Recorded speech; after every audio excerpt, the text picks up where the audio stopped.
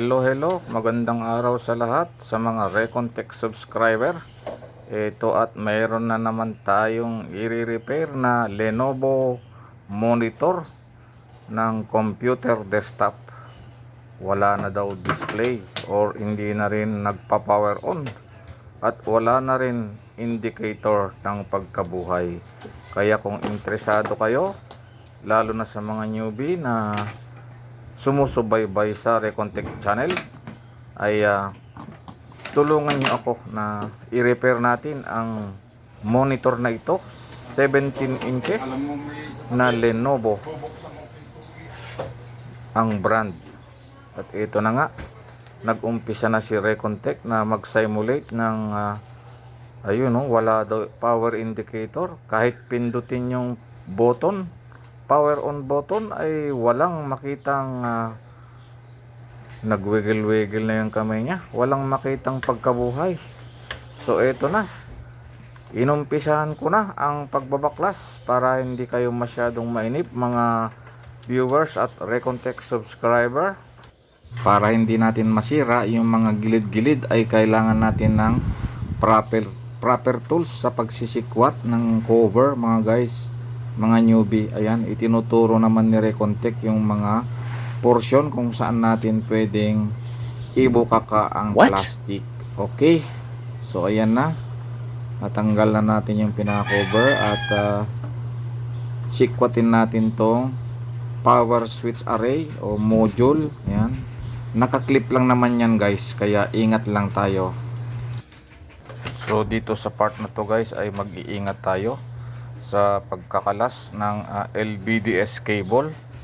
Yung kulay itim sa kaliwa na palapad, ayan, yung hawak-hawak ko na, ay ingatan po natin yung pagkakalas niyan at napaka-sensitive po ng kable na yan, manipis lang, kaya ingat tayo mga newbie dahil dyan tumatawid yung supply papunta ng monitor.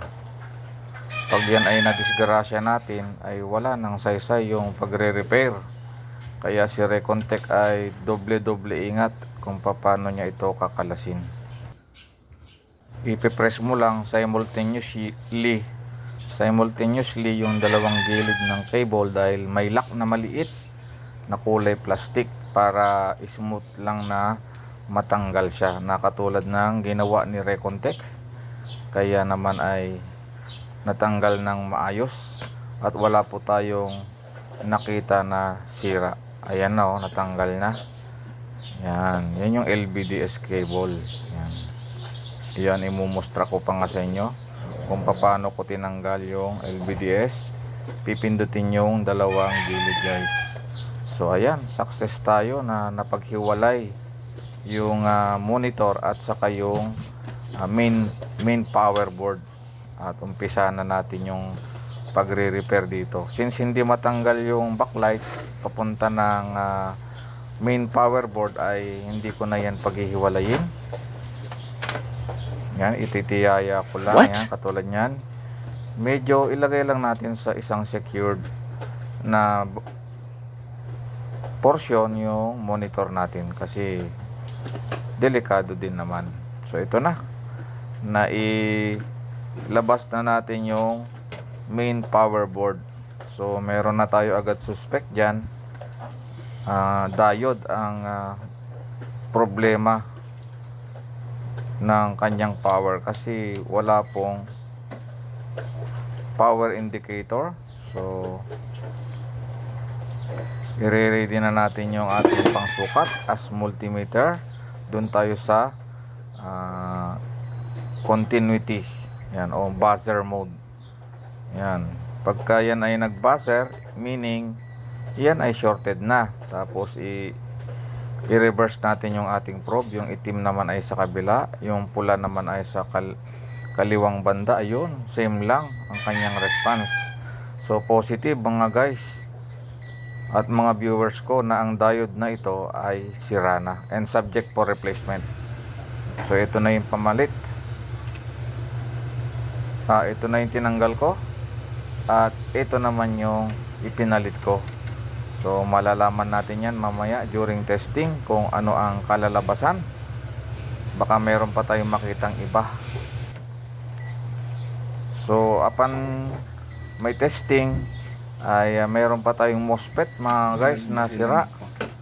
So since wala tayong pamalit na MOSFET in hand, ay gumamit na lang tayo ng 4 wires para dito. At ituturo ko rin sa inyo kung paano ko siya na-i-apply yung 4 wires. So ito na ang wirings, i-explain ni Mr. Recontech sa atin. So anong nangyari dyan guys, shorted yung MOSFET. May MOSFET tayong sira. Yung MOSFET dito, yung MOSFET dito sira, shorted na siya. Tapos nag-convert tayo ng 4 wires. Ito 4 wires. Yung original na wiring nito ay nandito. Pag bumili po kayo, nandito po yung wirings niyan na blue at saka yellow. So inilipat natin doon sa paa ng coupler. Ito, optocoupler o photocoupler, nilipat natin. So yung yellow nilagay natin sa pin 3. Tapos yung blue nilagay natin sa pin 4. Okay, na-gets? Tapos ito black sa capacitor sa main. Tapos ito red sa drain ng MOSFET. Yan, drain yan. Okay. Tapos yung optocoupler doon naman sa optocoupler sa main board. Ito sa 3 at saka 4. Kung ano yung wiring mo dito, alam mo yung yellow nilagay mo sa 3, ilagay mo din sa 3 sa kabila. Okay, so yan, may standby na tayo. Titingnan natin, standby na tayo.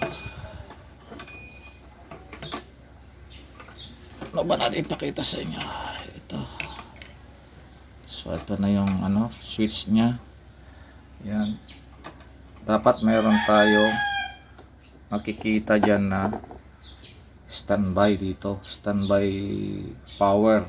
Pag sinaksak natin, yan, standby power tayo dyan.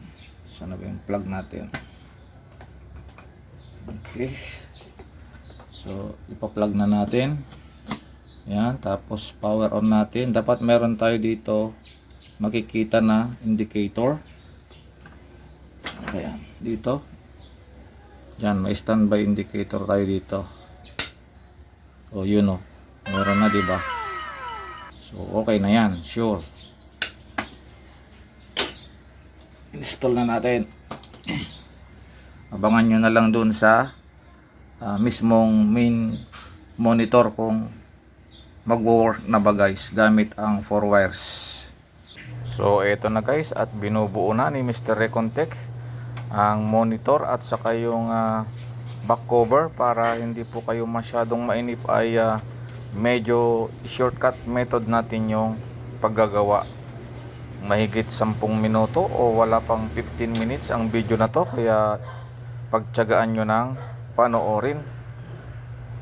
At ayun nga, naisuksok na ni Mr. Recontech yung power plug. Abang-abang tayo mga guys kung anong kaganapan. Medyo malabo pa yung camera, but anyway, hindi naman yan ang maging problema. Dapat makita natin, power on, Mr. Recontech. Ayun, yeah. May Lenovo na guys sa kanyang monitor. So nag-success naman tayo sa ating paglalagay ng 4 wires, mga newbie at mga Recontech subscriber. Hindi po tayo napahiya sa ating mga viewers sa ating pagre-repair sa Lenovo na monitor ng computer na to. Diyan, nagkaroon na tayo ng indicator. Power on pa ulit. Ayun. Talagang inulit-ulit pa ni Mr. Recontech at thumbs up na siya. Kita nyo yan. So hanggang dito na lang guys ang aking mai-share sa inyo. Kung palagay mo naman na mayroon kang natutunan sa 4 wires, ay huwag mo ka namang mahiyang mag-subscribe sa Recontech channel. Bye-bye you!